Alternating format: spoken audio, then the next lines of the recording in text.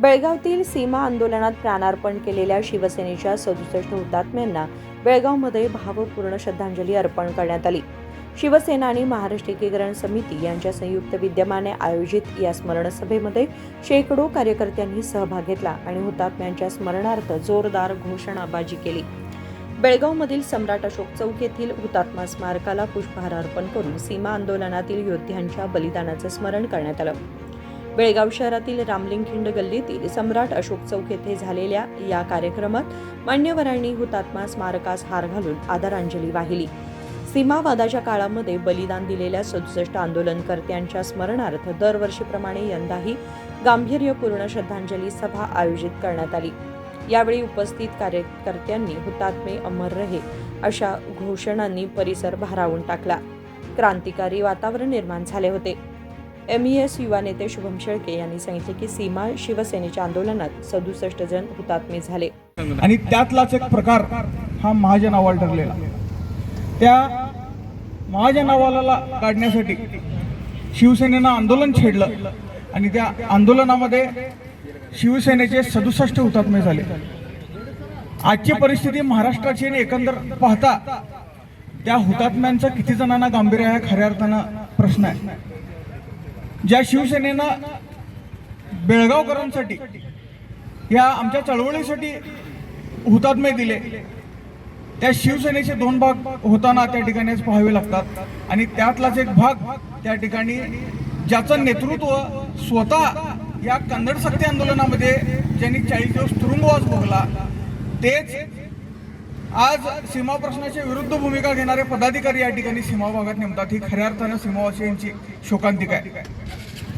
शिवसेना ही कधीच सीमा प्रश्न बाजूला ठेवून येऊ शकत नाही। शिवसेनेनं ह्या चळवळीत काम करत असताना आपली पायमुळं त्या ठिकाणी जमिनीत रोवलेली आहेत। या महाराष्ट्राच्या मातीसाठी लढताना शिवसेना मोठी झालेली आहे आणि असं असताना या हुतात्म्यांचं बलिदान विसरून इथं सीमा प्रश्नाला विरोध करणारे पदाधिकारी त्या ठिकाणी नेमले गेले आणि हे आम्ही त्यांना नजरेस आणून दिलं असता आम्हाला आश्वासन दिलेलं होतं की त्यांच्यावर लवकर कारवाई करू। कारवाई दूर राहिली। परवा दिवशी सोलापूरमध्ये तिथं सुद्धा सीमा भाग असल्यामुळं कन्नड मराठी परिस्थिती आहे।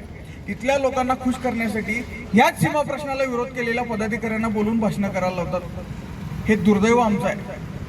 खऱ्या अर्थानं महाराष्ट्रातल्या नेत्यांनी या चळवळीचं किती गांभीर्य राखलेलं आहे हे खऱ्या अर्थानं स्पष्ट करावं। त्यांनी आपली का भूमिका मांडावं। आम्ही एकाकी झुंज देतो, आम्ही लढत राहू जोपर्यंत आम्हाला न्याय मिळत नाही, पण तुम्ही कुठंतरी आम्हाला भूल दाखवा, तुम्हाला काहीतरी खोटं बोलायचं, खोटी आश्वासनं द्यायचं, सीमावासियांच्या पाठीशी आहे म्हणून प्रत्येक वेळेला आम्हाला तुम्ही सांगायचं आणि प्रत्यक्षात भूमिका घेताना मात्र सीमावासियांना कुठेतरी त्याचा त्रास होईल, आमच्या भावनांना ठेच पोहोचेल अशी भूमिका तुम्ही घेत असाल तर खऱ्या अर्थाने हुतात्म्यांना तुम्ही विसरलेला आहे। मी महाराष्ट्रातल्या प्रत्येक पक्षातील नेत्यांना विनंती करतो, ज्या पद्धतीनं कर्नाटकातले सर्व पक्ष आणि नेते या चळवळीसाठी एकत्र येतात आणि आक्रमकपणे म्हणतात त्याच्या विपरीत परिस्थिती त्या ठिकाणी महाराष्ट्रामध्ये पाहायला मिळते।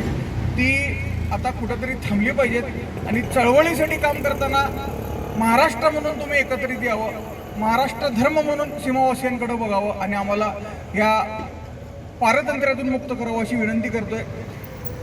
जाता जाता एवढंच सांगतोय, ह्या हुतात्म्यांचं बलिदान आठवा। आज प्रत्येक ठिकाणी आम्ही जात असताना या हुतात्म्यांचा आशीर्वाद आणि यांना अभिवादन करून त्या ठिकाणी व्यक्त होत असताना त्या हुतात्म्यांचा आशीर्वादांच्या पाठीशी आहे आणि लवकरच आम्ही स्वतः संघर्ष करून आम्ही न्याय मिळवून घेऊच, पण महाराष्ट्रातल्या नेत्यांनी ह्या बलिदानाला आठवावं आणि यांना हुतात्म्यांना न्याय द्यावा एवढीच इच्छा व्यक्त करतो। या कार्यक्रमास MESचे सरचिटणीस व माजी महापौर मालोजीराव आष्टेकर, शिवसेना जिल्हा प्रमुख प्रकाश शिरोळकर, खानापूर युवा समितीचे अध्यक्ष धनंजय पाटील यांच्यासह इतर नागरिक उपस्थित होते।